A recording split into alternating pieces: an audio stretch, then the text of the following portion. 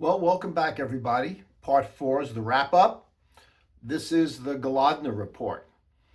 And we're going to talk about the remaining parts of the Democratic Party, kind of bring it up to speed a little bit. So, Democrats use propaganda that the Republicans steal from you. That's why you're poor. That's what they tell the masses. You're poor because of the Republicans steal from you.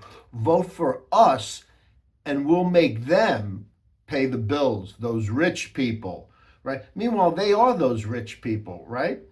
So Hillary Clinton ran on that big lie. Republicans are deplorables, racist, xenophobe, misogynist, homophobes. Never once did the Democrats, though, lift up blacks, Latinos, women. If anything, they made a mockery of Title IX.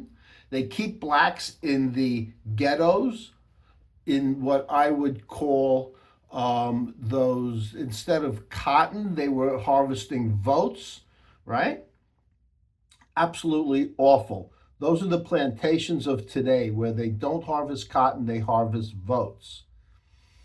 So let's look at places that have been under Democratic rule for decades.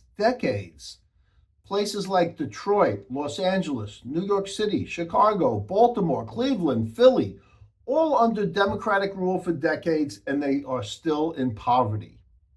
Now, although Hillary is essentially irrelevant, it's important to discuss her rise in politics, and it's really symbolic of many like her: AOC, Rashida Tlaib, Cori Bush, Jamal Bowen, Delia Ramirez. All those members of the squad, they really are, they pull from the same playbook that Hillary started. So Hillary Clinton met Saul Alinsky in high school. At that time, she was a Goldwater girl, a Republican, right, growing up in the Midwest. But Alinsky helped radicalize her. She invited Alinsky actually to speak at Wellesley College, where she went. And Hillary introduced Alinsky as her friend and mentor. She wrote her thesis on Alinsky titled There Is Only the Fight. And by the way, the actual paper that was written has never been made public.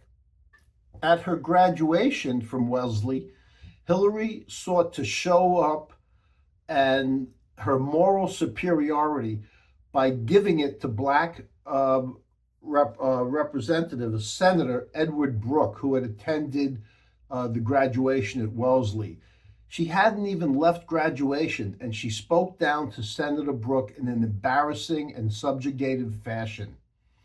Hillary realized that change from the outside of government through demonstrations, community organizing, that really wouldn't work to the extent that she wanted it to. So her plan was to change government and take control of government and the people from within. And for that, she needed a pitchman. She needed someone to help her with that. Well, we all know who that person was. Her pitchman was Bill Clinton.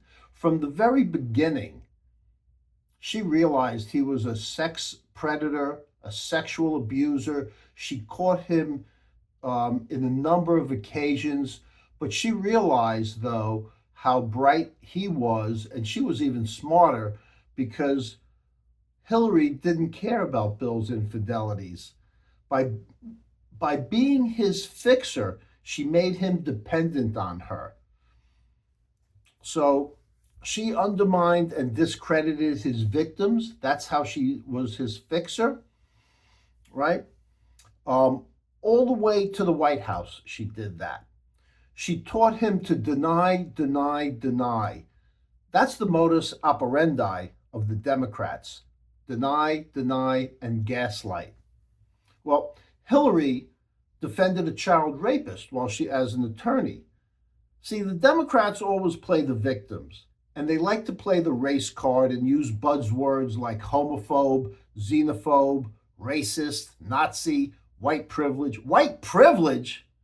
Holy smokes, white privilege? The Democrats in politics today are the most privileged white people you can imagine. Kathleen Willey summed it up best. She said, Hillary Clinton is the war on women. And now, with men in women's sports, fully intact males in girls' locker rooms, the Democrats are the war on women. See, Bill Clinton, with Hillary pulling the strings, created a vast amount of wealth, both by Bill giving speeches. By the way, so a lot of presidents go out and give speeches, right? And do promotions and things, but not while their wife is a very powerful United States senator or secretary of state. So he went out, he had access to her, and we're going to see who else did that. But, he went around giving speeches ranging from $250,000 to $750,000 per speech, and some of them only being 20 minutes long, which funneled hundreds of millions of dollars to them.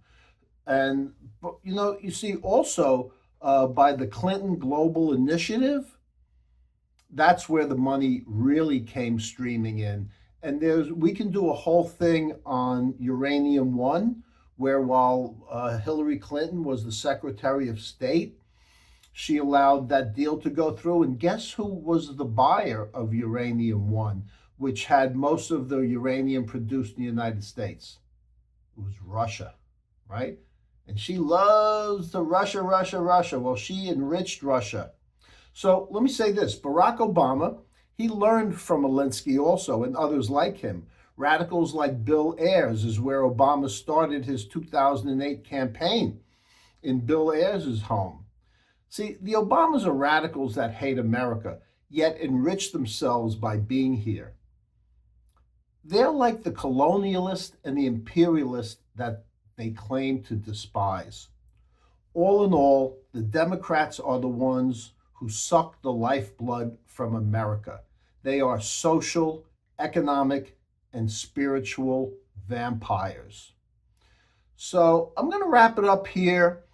Follow me on X, Bill Golodner. Follow me on Facebook group, right? Also, the Irv Goldstein Political Think Tank.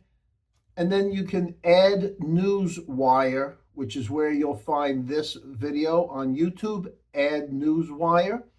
So I look forward to your comments, looking forward to hearing from you. Have a really great day. Remember, it's America now and forever. God bless you, God bless America, and God bless Donald Trump.